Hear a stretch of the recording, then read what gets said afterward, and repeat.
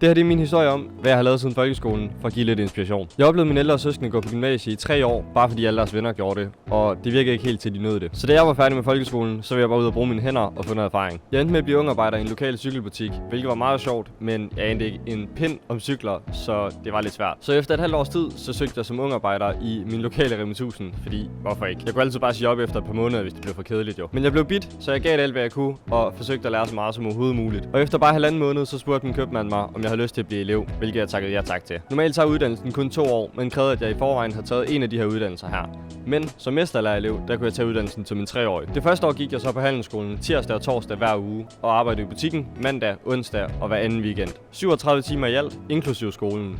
Jeg fik altså løn for at gå i skole. Det gav mig mulighed for at flytte hjemmefra allerede som 17-årig. Efter 1 år på handelsskolen kom jeg så for 1,5 år siden videre på Rema-skolen, hvor jeg nu har været på 7 skolemoduler og skal på mit sidste og 8. her om en måned. Et skolemodul er en uge på skole på et hotel i Grenaa, hvor man mødes med andre Rema-elever fra hele landet og bliver klædt på til at kunne lede en hel butik. Imens jeg har været elev, så har jeg rejst rundt i 22 forskellige lande og bor i min egen lejlighed. Alt sammen på en elevløn. I sommer inviterede Rema mig også med til Frankrig, hvilket var en helt vild oplevelse. Det var Jonas Vingegaard, der lige kørte forbi mig der. Så jeg godt det.